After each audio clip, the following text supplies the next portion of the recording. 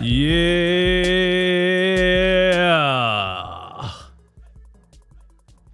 Running Back Nation, what is good? Sixers sickos, what is good? Sixers win on a beautiful Friday night.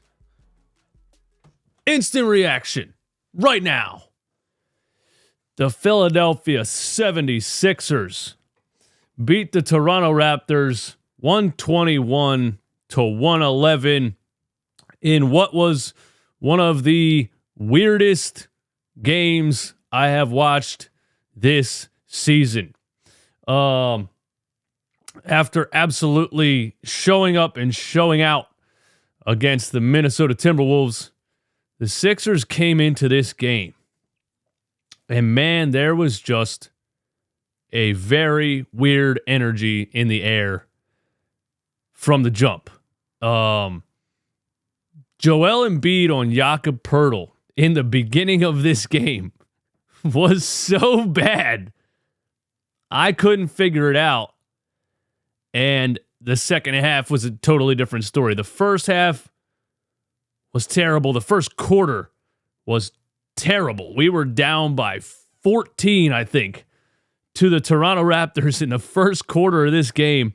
And it was wild because you just watched Joel dominate Rudy Gobert, Karl Anthony Towns, some bigs, a former back-to-back defensive player of the year, Rudy Gobert. Those of us that watch and play Joel know that he's never been able to guard Joel Embiid. But either way, you watch Joel absolutely dominate and have one of his best games of the season, one of the best games of his career against the number one seed in the West and the number one rated defense in the league.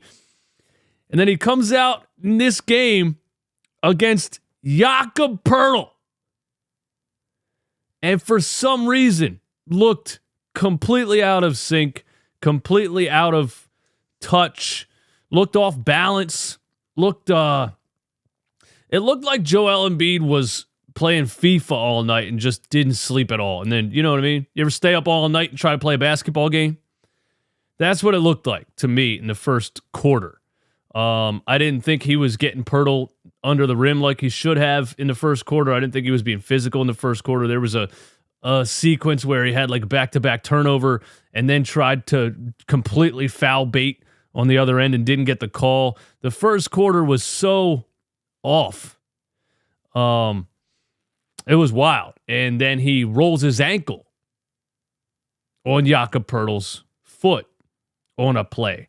And I was just like, dude, can we not with this game? Can we just turn this game off? Can we just pretend this didn't happen? It was the energy was so odd that I just felt like something bad was going to happen, right? And then Joel turns his ankle on Poeltl, and we're in the playback chat like, please, dear God, no, because it looked bad, dude. That replay did not look good for the ankle. It hurt my ankle watching that. I thought he was cooked. I thought it was a 90-degree boom, torn ligaments, the whole nine. He stays in the game, and you know what? By the end of it, you absolutely have no choice but to commend Joel Embiid for what he did tonight. Because he ends up playing the rest of the damn game on one leg, can't jump. He's making moves to the rim, getting wide open bunnies. Can 7'1", 2", can hardly put the ball over top of the rim. His ankle hurts that much. And he stays in the game the whole time and even goes on a run in the third quarter where he got a spark of something. I don't know. Somebody pissed him off. I don't know what happened. Maybe it was the horse tranquilizer at halftime in the ankle. Bang. Something happened. He went on a run in the third quarter that it just seemed like he let his adrenaline take over the pain he was feeling in the ankle, and he started cooking in the third, and that's when he really started to get Poeltl down low under the basket and really started to dominate him like I thought he should have in the beginning of the game. Jakob Poeltl can't guard you. You should have had him under the rim in foul trouble in the first 5 minutes. It didn't go that way, but he ends up doing it in the third quarter on a bum ankle. Everybody that hits me up all the time in the comments and everywhere that says Embiid's soft, he's always questionable, Embiid doesn't play through injury, Embiid load manages too much. This is what you're seeing this year is totally different. It's totally different this year. What you just saw was not soft. Most NBA players leave that game and don't come back. Most of them, Anthony Davis would be out for a month with that injury. It's the Nick Nurse thing this season, man. He said he wants Joel to play more, and I love what Nick Nurse is doing with the mentality of you fight with the guys you have, and if you fail, you live with it. But the whole overprotecting Joel Embiid for his entire career, it's done. We're not doing it anymore. We're finally here. It took a long time. And me personally, I probably would have sat him out anyway. Because I'm like, all right, it's a Toronto Raptors game in December. But I don't hate the fact that he stayed in the game and got it done by the end of it. Super chat, K-Cell. Thank you for supporting the channel. I appreciate you. He says, appreciate the content, Eastwood. $10 super chat from K-Cell. Shout out to you, my man. Thank you for supporting the channel. Thank you for anybody that supports the channel. Sometimes I'm still just kind of shocked that thousands of people listen to me talk about the Sixers. To be honest, it's kind of crazy. But anyway, let's get back to business. Thank you for the support. Tobias Harris. Tobias Harris. My goodness. Tobias Harris. I'm going to save this one. Give me 1 minute. We got some bills to pay. Listen to my sponsor and do what they say. And I'm going to talk about Tobias Harris, man. Before we get into the show, let me talk to you about the sponsor of today's show, Aura. Are you tired of constantly receiving spam calls to the point where you don't even answer your phone anymore? This is mine just recently. What this is data brokers selling your information. It's kind of scary and creepy to think that your information is out there like that. Aura can identify data brokers exposing your info and submit opt-out requests on your behalf. Brokers are legally required to remove your info if you ask them to, but they make it very difficult. Let Aura do it for you. Aura also does so much more to protect you and your family from online threats that you can't see. It's very easy to set up, and the app does so many things for you, like parental controls, antivirus, VPN, password management, identity theft insurance, and more, at one affordable price. Let Aura do the hard work of keeping you safe online so that you can focus on other tasks and peace of mind. You can either let people continue to exploit and profit off your private information, or you can go to aura.com/runitback to start your 2-week free trial. Click the link in the description to get started. Thank you, Aura, for sponsoring the show. 302 people in here. Give me 302 likes. Thank you all for being here. We're going to get to the chat. Make sure you're active in the chat. We're going to talk about all the rest of the things that happen in this game. Jonathan Himes with a super chat. Thank you for supporting the channel. Thank you for being a member of the channel. I think Joel playing the entire first, back third of the second, entire third, and whatever they need in the fourth has helped Joe a ton. He needs that structure. There's definitely been a structure. I think Doc and Brett Brown both had a structure for him also. They kind of ran the same thing no matter what. I think Nick Nurse is a little bit more flexible with the structure. I think if they could have kept extending the lead in the fourth, they probably wouldn't have brought him back in at all. But I agree with you. I like the way that he staggers Joel, Maxey. I really do. I really do like what Nick Nurse does with the staggering. I love the fact that the beginning of the fourth quarter is Maxey time. There's so many different looks you can give teams.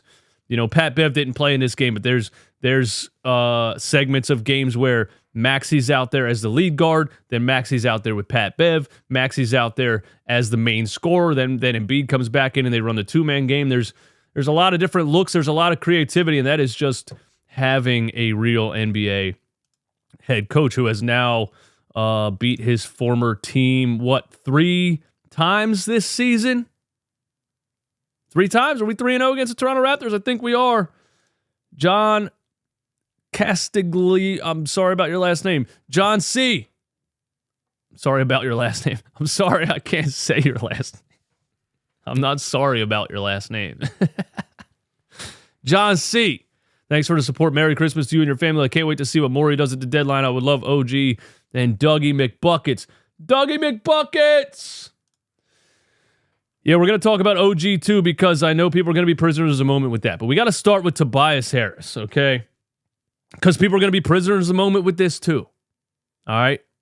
Now, Tobias Harris had 33 points. All right, let me get the stats up here. Tobias Harris had 33 points in this game. And I love it. Thank you, Tobias Harris, Thank you for finally showing up.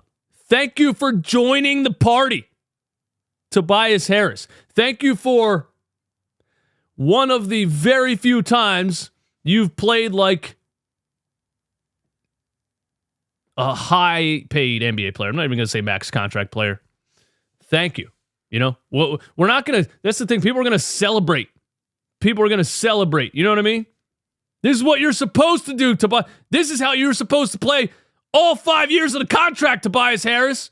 So I don't want people coming at me saying, look, and you talk shit on Tobias all the time, and look what he did, and look what he did. You know what that reminds me of? That's like those people that celebrate taking care of their kids, Well, like the people on Maury, you know what I mean? I take care of my kids. I take care of my kids. You're supposed to take care of your damn kids, bro. You're celebrating that? What, are we supposed to give you a round of applause? You're supposed to drop 33 once in a while for $500,000 a game.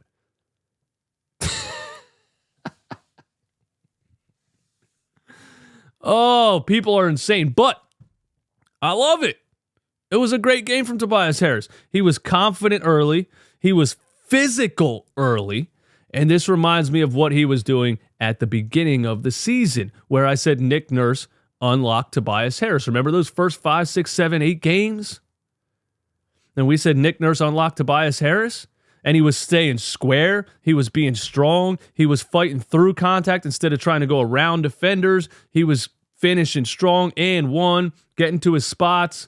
I saw the interview that he did after practice. I think it was yesterday, where he said he needs to be consistent. He didn't say he needs to be more consistent. He said staying consistent. And I was like, are you saying you need to be more? Whatever. But they asked him about basically why he's only shooting 2.4 3-pointers a game this season, which is, as a wing with Embiid and Maxey on the floor, you got to be shooting 5, 6, 7 threes a game, dude. It's just the way the NBA is right now. And they asked him about those 3-point attempts and why he isn't getting many up. And I thought tonight he looked a lot more focused. Now, some people say that it seems like Tobias Harris watches this YouTube channel. He does have me blocked on Instagram and Twitter. So, I mean, somebody might be sending him little screen recordings of shit that I say. It would be funny if somebody said my name to him and he was like, yo, yeah, I hate that guy, dude. That loser nobody on YouTube talking all that shit every year. But yeah, it looked like he was a lot more focused, and it looked like he told himself in the beginning of this game, hey, I need to play strong, I need to play hard, I need to get some threes up. He shot 9 threes in this game. That's the thing about Tobias Harris, though. It's not an instinctual thing. He doesn't have that dog in him. He has to be told. He has to be reminded. How do you shoot 2 3-pointers a game, and then you come out in this game and you shoot 9 of them? Obviously, he was focused on getting more threes up. The problem is, if you don't stay on his ass, he reverts right back to what he is naturally, which is just a guy. Okay? So whoever's sending him my shit, thank you. Whatever Nick Nurse is saying to him before the game, it worked in this one. And he had the shot falling. He had the 3 falling. He was getting to the mismatch on smaller players in the post. Had a couple of and one finishes, finishing through contact, like I said. That's nice to see from Tobias Harris. 33 points, plus 8 rebounds, 7 assists for Tobias Harris. Is that a career high? Is that a career high? 7 assists. I always say Tobias Harris has blinders on. He had 7 damn assists in the game. Great game from Tobias Harris. All I'm saying is keep it up. Keep it up. That's what we need from you. That's what we need from you. Abby LM in the chat. Where's my oh, I don't have the thing on here. Before we get into the show, let me talk to you about the sponsor of Damn it. I'm hitting the wrong buttons. I got to add something real quick. Sorry. Behind the scenes. I think I can add the comment thing so I can bring comments on the screen. Yeah, there we go. I did it. Producer Eastwood in the building. All right. Abby LM, thanks for being here. Trust me, Nick Nurse would not play Tobias, let alone start him if he didn't believe in him. Well, I said at the start of this game, when I looked at the starting lineup, I said Tobias Harris continues to survive the starting lineup. Seems like everything can change. They can change a million things on a team, and one thing that sticks is Tobias Harris never gets moved out of the starting lineup. He's on an expiring contract. He's being paid $40 million a year. They've been trying to trade him every year. If you bench him, you are telling the rest of the league Tobias Harris stinks, and then he has no trade value. He sticks in the starting lineup because of the contract and because every single trade deadline they try to trade him.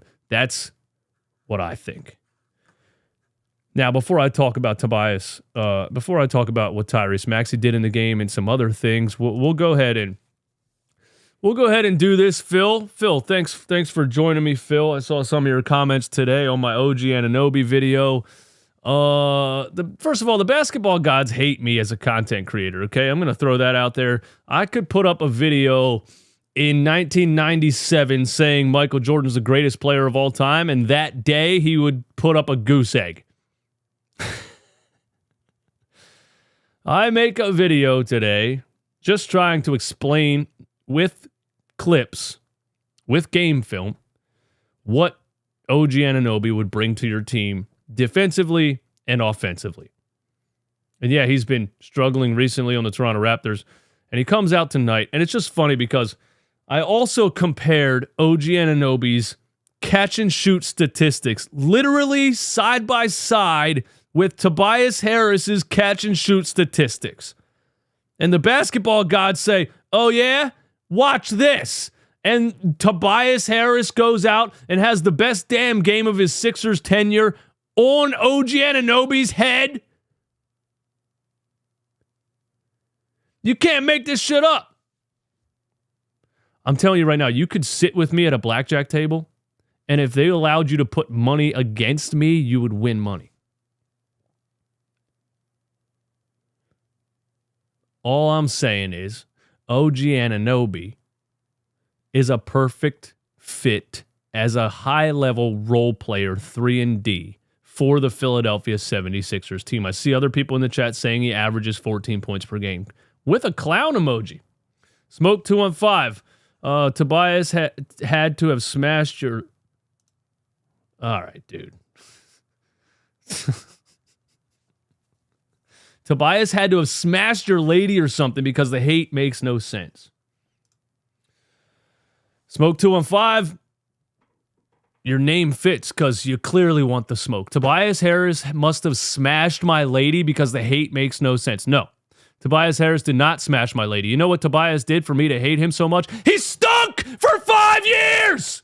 He stunk for 5 years! Being paid $40 million a year. You guys are going to see one damn game and come at me with dumb shit like this. There you go, clown. Have a nice night.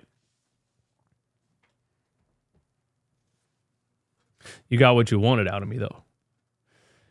You got a good reaction. I'll tell you that much.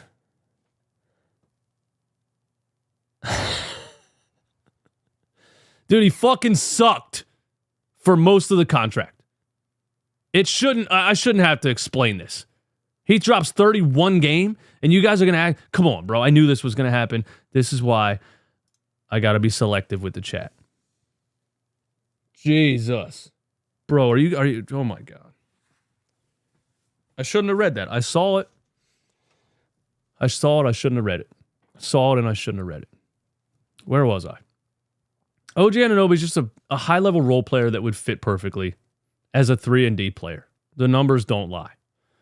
OG Anunoby is not a scorer, so people that are throwing out he only averages 14 points per game. He's not a shot creator. He's playing on a team that doesn't have a shot creator, that doesn't even have a point guard, Dennis Schroeder. They don't even have an offensive engine.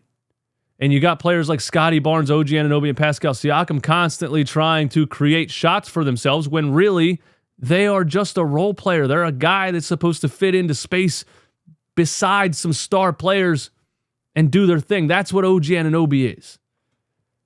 Nobody thinks OG Anunoby should average 25 points per game. We're not. That's the thing. I'm not looking for a high-level scorer. We have two of those. Some people are looking for that, and they think paying Zach LaVine that money makes more sense. Either way, what I like about the stretch that OG's on is that his trade value might be going down. Now, depending on what the Toronto Raptors ask, you're going to say, no, I'm not saying give up 3 first-round picks for the guy and then give him a max contract. That's not what I'm saying. Smoke 215, man, you got me off my game a little bit. I got to commend you.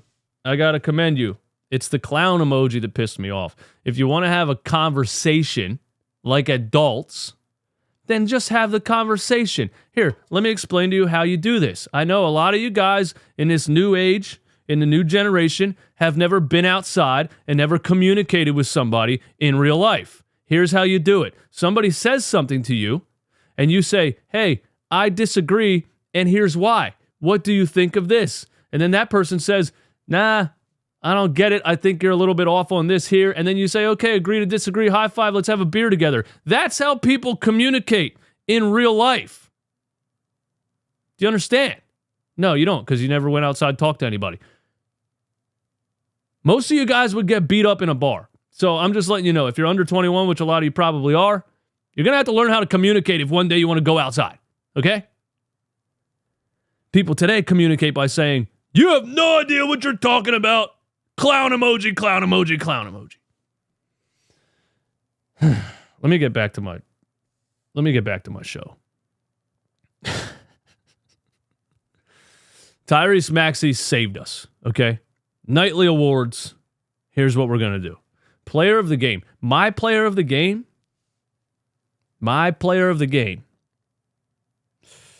Oh, this is tough. I can't give it to all three, can I? I can't give it to all three.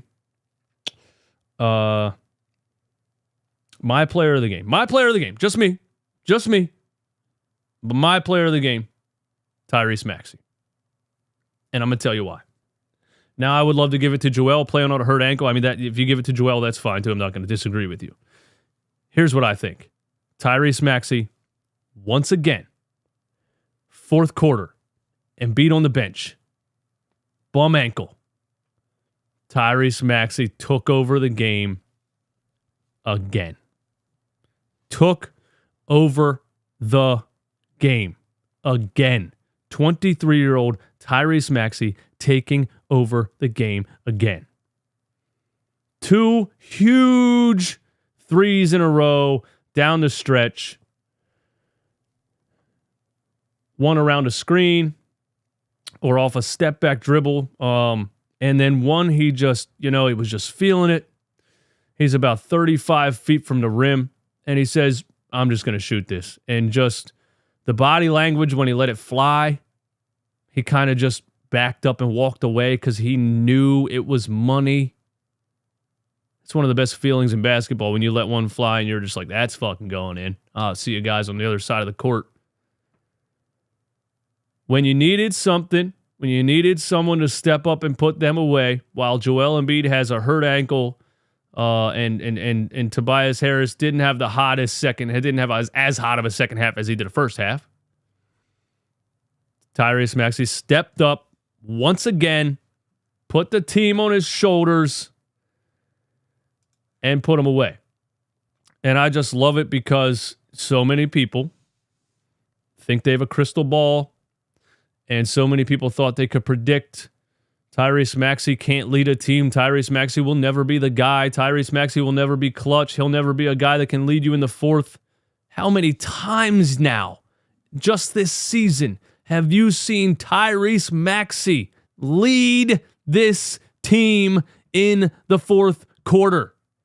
He's doing it again. He's doing it. Came into the league, he can't shoot. Goes into the offseason, learns how to shoot. Now he's one-dimensional. He's just a scorer. Comes into the next offseason, adds some combo to his game, adds some dribble moves, adds some array of step backs and layup right, left, becomes a great finisher around the rim. All right, but he's not a facilitator. Comes back to this year, averaging 7 assists per game. And he wasn't a leader. Comes back this season, and all he was lacking the first couple of years was confidence. And all of a sudden, he's finishing through contact, screaming and fucking won, yelling at referees, yelling at other players, getting fired up. Tyrese Maxey has it all now. Has it all. The ball handling. I still wish he had a face-up crossover. I would love, if he had an Iverson hesitation left to right, he would maybe be a top 5 player in the league. But he doesn't. But either way, he's got the shot. He's passing the ball. He's running the offense. He's stepping up in huge moments. He's confident. And, everybody said we won't win without the other guy that quit on us this summer and refused to come back. I think Tyrese Maxey's stepping into that role and perfectly. And just another game for Tyrese Maxey. Just clutch, bro. Just clutch. Just when you need something. Fourth quarter, Raptors are scrapping. We need to put them away. We need a couple of daggers. He gives it to you, man. He gives it to you. That's Tyrese Maxey. It's amazing. Another 30-plus point game for Tyrese Maxey. Remember in the summer when I was saying, I think Tyrese Maxey can be a 26-point-per-game all-star this season. And people were like, you're crazy. You're crazy. And I didn't think it was too crazy to say. All the signs were there. All the signs were there. He's so confident right now. Struggled a little bit the past couple of games shooting the ball. Bro. To get up 10 3-point attempts, he's 4 for 10 from 3. Tyrese Maxey's unbelievable, man. Unbelievable. So, player of the game, game changer. I got to rework the awards. I think player of the game and game changer are too similar. We got to come up with better awards. But either way, Tobias, we can call the game changer because he dropped 33. He rarely ever drops 33. His career high is 39. Did you know that? Tobias Harris never had a 40-point game in his career. Never. Not one night against the Washington Wizards did Tobias Harris drop 40. Never. 11 years. 11 years, max contract player. Never had a 40-piece, never made an all-star team. Had 24 at halftime. I thought, we're actually going to get a Tobias Harris 40-piece. 33. But again, I like what Tobias did in the game. I would love for him to do that more consistently. So we'll give Tobias Harris game changer, all right? Because he doesn't normally drop 33. So he definitely changed the game by dropping 33. I love that. Fraud of the night. Fraud of the night. Who are we going to give that to? Let's go look at Toronto's stats and do fraud of the night. Who was the worst player on the floor for the Toronto Raptors? Fraud of the night. Pascal dropped 31 on us. Shot 12 free throws. You know what? I made the video today. I made the OG Anunoby video today. I said he'd be a perfect fit on the Sixers. I still think that. This Toronto Raptors team is not good. They don't have a plan. They don't have a strategy. It's just a bunch of randomness. It's been a bunch of randomness for a couple years now. They've been needing to change something major. And they're 11 and 17. They if they refuse to trade these guys this season, I don't know what they're doing. Fraud of the night, OG Anunoby. He's stunk in this game. There you go. I think he's a good role player that would fit with some actual NBA stars. There's no actual NBA stars on this team. OG Anunoby was bad. Fraud of the night. There you go. What else you guys got for me in the chat? And then I'll go through my notes and talk about some other things. Thank you for subscribing to the channel, Peer Rage. A, my guy. Shout out to A, member of the channel. Always supporting the channel. He's in the playback streams all the time. He's on the YouTube streams all the time. Appreciate the support. Tobias Harris is consistent at being inconsistent. Houdini Harris. And yeah, I'm not going to go back and forth with people on Twitter or whatever about it. I'm just going to say, I hope he's more consistent with it. If he comes, because if you stand on a mountain and tell everyone they were wrong about Tobias Harris and he puts up a stinker next game, you're going to look like the dumb one. Don't be prisoners of the moment. All right, let's go through the notes, man, and then I'll hang out, read the chat, and we'll go from there. First quarter, Marcus Morris. So starting Marcus Morris on this squad is still a problem. Obviously, you're without Nick Batum. You played without DeAnthony Melton tonight, without Patrick Beverley tonight. The starting lineup was rough because there wasn't Maxey's the only guard in that lineup. You got Morris, Embiid, Tobias, Covington. Was he starting? No, he wasn't starting. Who else was in there?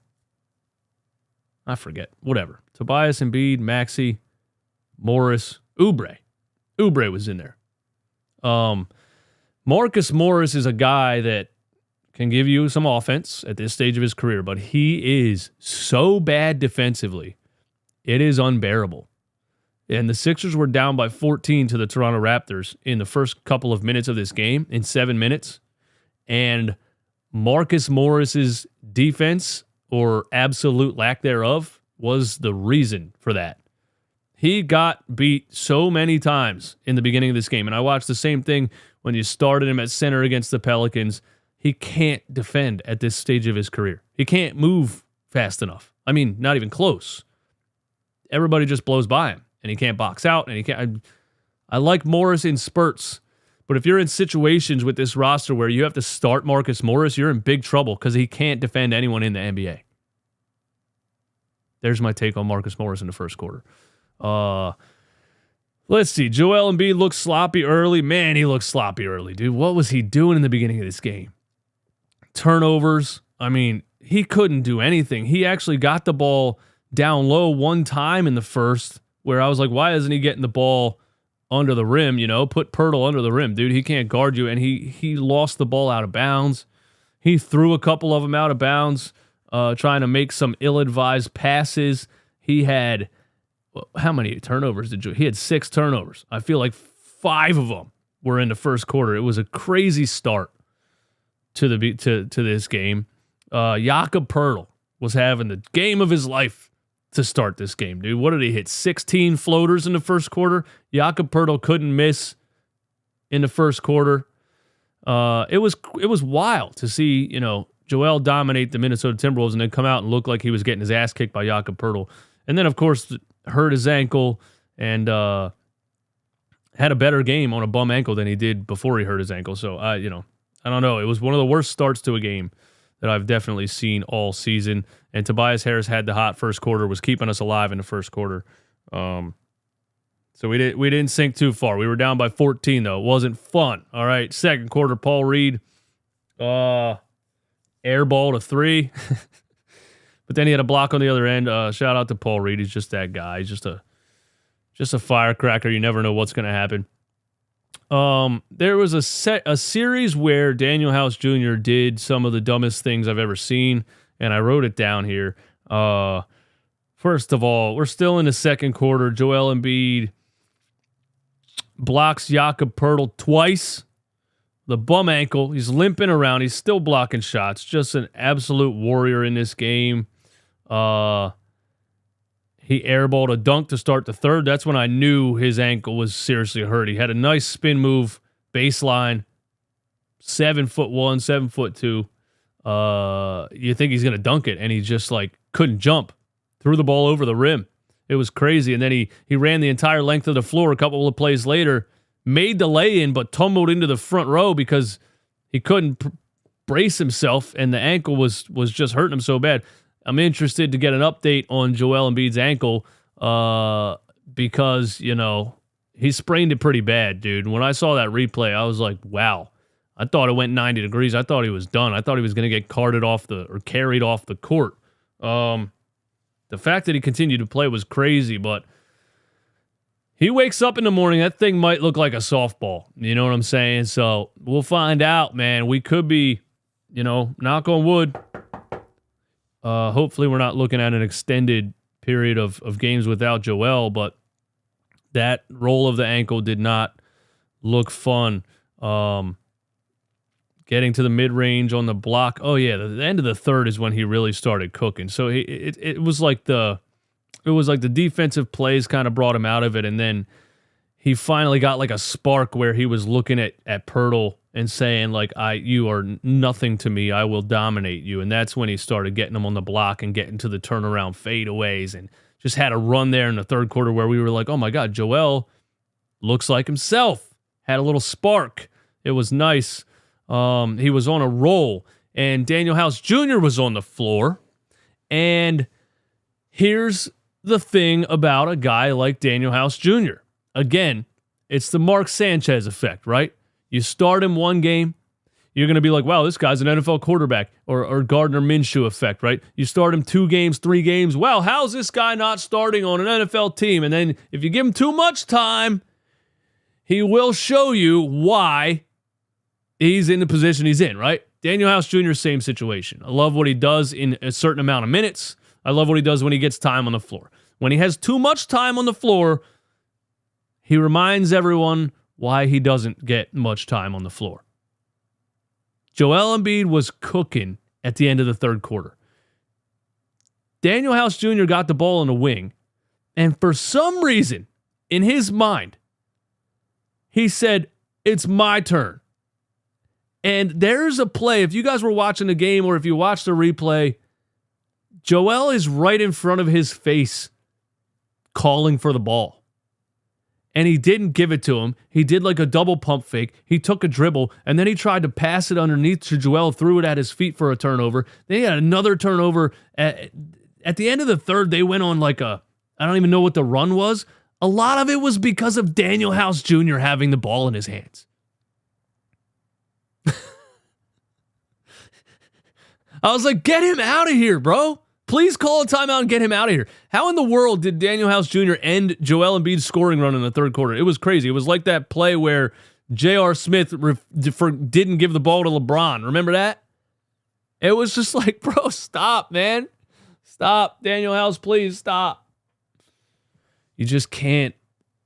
We're in a situation right now without a couple of guys where you got to play guys like that. But it's just funny that I'm like, oh, yep, that's, and I don't get too mad about it. It's just Daniel House Jr. He's just a role player who's, if you give him too much time, he's going to remind you. Robert Covington, same situation. He's not supposed to be in that situation. I just thought it was crazy because, like, it should be pretty obvious what your job is in that situation. It's to give the ball to Joel Embiid and go somewhere else. Daniel House Jr. is a crazy motherfucker, dude. He is. He is. You got to just laugh when he does things like that. But, my God. Please get him off the floor when he's doing that. What happened in the fourth quarter? We extended the lead with Joel on the bench. Maxey hit 2 huge threes. The refs overturned the foul call on Joel. And once again, we get this marginal contact bullshit from the NBA. They call a foul, right? They review the foul. Pirtle has his hand on Joel's hip and is pushing him while he's shooting the ball. That's a foul. The NBA officials say, upon review, it was a foul, but it wasn't a hard enough foul. So we're overturning it. It was marginal contact. When did that start? What is marginal contact? If you're making contact with an offensive player that affects his shot, it's a foul. I don't understand that. But, end of the game, I said, Maxey, you got to put him away. You got to put him away. And I don't remember then if it was a 3 that he hit or a drive in for an and one or what it was. I don't remember off the top of my head, but Tyrese Maxey put him away. And, yeah. Yep. Let's see. What other stats we got? Not many stats from anyone else. 3 players in the 30s. That's pretty crazy. When's the last time the Sixers had 3 players score 30 points in a game? Tyrese Maxey and Joel Embiid continue to be the best 2-man game in the NBA, which is, if I said that to some of you guys in the middle of this past summer, you would have told me I'm an idiot. Oubre Jr. has been struggling, man. Oubre Jr. has been struggling. Is he coming down to earth? Is Oubre Jr. coming back down to earth? You know what I'm saying? We signed Oubre this offseason. He was just so on fire, so playing above what everyone knew of him as an NBA player the first couple of games of the season. And, 27-point game, 25-point game. Oubre looked like the third best player on the team. Then he has the, whatever it was, got hit by a car, allegedly, and, comes back after the rib injury and just struggled shooting the ball. 3 for 9 in this game, 2 for 6, 8 points. He had a really bad game. I think it was the Wizards game where he was like 0 for 9 or something. He just needs to see the ball go through the hoop and get a little bit of a rhythm back, but I would love to see him get back to what he was doing in the beginning of the season. We'll see. I still love Kelly Oubre as a piece on this team, definitely. But he seems to be coming back down to earth a little bit. Yeah, boy, Oubre is healing. I've been watching him since Warriors. He's a 20-point per game player. I mean, if he wasn't healed, he wouldn't be playing. He'll be back, bro. I love Kelly too, man. Let's see. The last time was 1961 that they had 3 players score 30 points in a game. Damn, that's crazy. He's still solid, Kelly O. You gotta love Kelly, man. What's RB going to do with this podcast when Paul Reed gets traded next season? Well, that's a really interesting question that I don't know why you would ask me. All right, guys. Hot takes, questions, comments, concerns. Give me your thoughts in the chat. And, give me something good, bro. That was so random. Oubre got his confidence knocked out of him. By the car? Yeah, he'll get it back, man. He had a dunk in this game that was nice under the rim, and I was like, that's all he needed was to, dunk the ball, see it go through the hoop a little bit, and get his confidence back. He's never been an efficient shooter. That's the interesting part. He's never been an efficient shooter. He was very inefficient on some of those bad teams, the Wizards and the Hornets, and he came here and he just looked like he fit in perfectly, and we were kind of blaming it on those are bad teams, and he's not a shot creator, and my same take with OG Anunoby, which is, on a team with stars that lead the team where you can just play your role, you look a lot better. So when OG looks this bad on the Raptors, just keep that in mind. That's all I'm saying. And you should like that he looks bad because he's lowering his trade value maybe a little bit. But Oubre, same situation. Playing on bad teams, inefficient, doesn't look like a good player at all. Almost didn't get a contract this season. Comes here at the beginning of this season and looks like a perfect piece. So fit, fit has a lot to do with a lot of things, man. Yeah, we'll see. He looked like a very efficient player at the beginning of the season, and, I don't know if he's coming back down to earth or if he's just in a slump and he comes out of it. I hope he comes out of it. He airballed a 3 early in the game. That was, a wide open one. And then he shot another one and swished it. And one thing I definitely love about Kelly Oubre, and I say it all the time, is that he never loses confidence. He has no conscience. He has no short-term memory. He'll always let it fly. He's one of those guys. He's a go-get-it guy. If he's 0 for 10 and he's open, he's shooting it again. And I love that about him. I love those kind of players. No fear. No fear whatsoever, which is how he broke his ribs on a mountain bike. But, I'm sorry, he got hit by a car, allegedly. Mitch, what's up, man? I want to see Sixers versus Clippers finals. Wouldn't that be fun to watch? There we go, Mitch. That's what I needed. Those are the kind of comments that I need. Sixers Clippers finals. The Clippers are playing great right now. And everybody knew it's not like Harden was going to go there and they were going to be good right away. They needed chemistry, and Harden was out of shape. I will give him credit. He looks like he's in pretty good shape now. He looks like he's fitting in well. They look like everybody's playing their role the right way. But if the past couple of years told you anything, the last person on this earth that you should trust to show up when it matters the most is James Harden. I don't think the Clippers are coming out of the West. If they all stay healthy, I'll say this. if, and it's a big if because it hasn't happened in the past couple years, if they all stay healthy and James Harden stays away from partying until 5 a.m. the night before games, if James Harden actually focuses on his diet and his sleep schedule, they'll come out of the West. But he's not going to do that. I watched it happen. When he was well rested and was serious, he was still very good. The problem is he wasn't dedicated enough, and you could absolutely tell when he was playing hungover. It is what it is. You got to give Harden his flowers. No, I don't.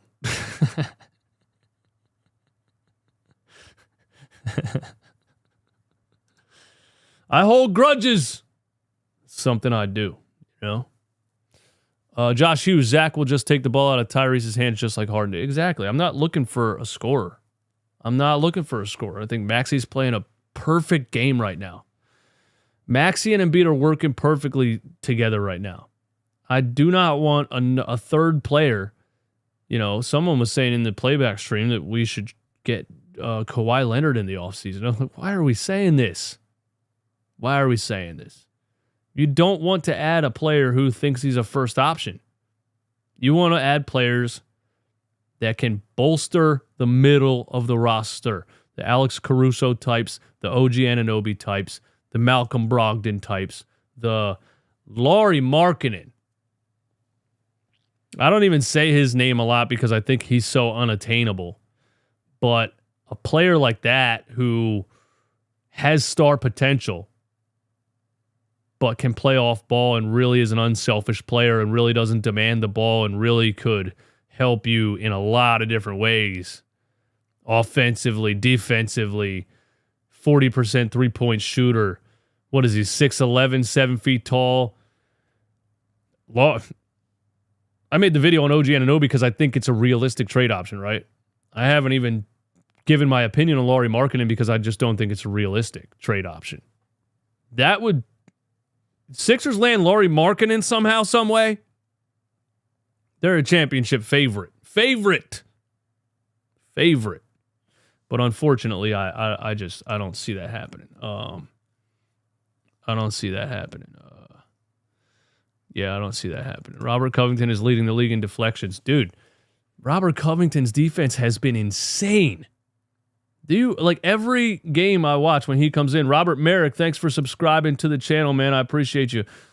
Robert Covington, every time he comes in the game, I see him making life hell for the offense. It's unbelievable. I remember Robert Covington being a good defender. But he gets his hand on almost every pass when he's in the game. It's absolutely crazy. Plucking from behind and just interrupting passing lanes and stuff. It doesn't shock me that he leads the league in deflections. That's wild. That's wild. When Boston loads up on Joe like always and White and Holiday are thrown at Maxey, you're going to wish you had a third scorer. Levine shot 44% on catch and shoot threes, by the way. That's a great catch and shoot three percentage. Levine also has a game where he scored 2 points in 27 minutes. And for me, it's just, I don't think Daryl Morey is going to, which is why there's no trade. It was already reported that there's hardly any trade interest in Zach LaVine because he's on a super max contract. He's getting paid upward. I mean, he's getting Damian Lillard money. He's getting like $59 million is the last year of his contract. You're locked into 4 years, one of the highest paid players in the league. And he's just not leading, he doesn't look like he's worth it. If he was on a contract that made more sense, 100% I would say yes to Zach LaVine. But for 4 years at 50-some million a year, you got to be damn sure that that's the guy you want for the rest of Joel Embiid's prime. And I just can't put that much trust into Zach LaVine. If Morey does it, it wouldn't totally shock me because Daryl Morey loves him some big names. So, we'll see if it happens. I think he's attainable trade-wise. I don't think it's going to take much to get him, but that's because the contract is so bad. And the Bulls are playing better without him right now, Barry Green says, which is true. I can't swing that Zach LaVine contract, man. I can't. But you believe OG should be next to Embiid for his prime. Yeah, I don't think OG is going to be a $60 million a year player.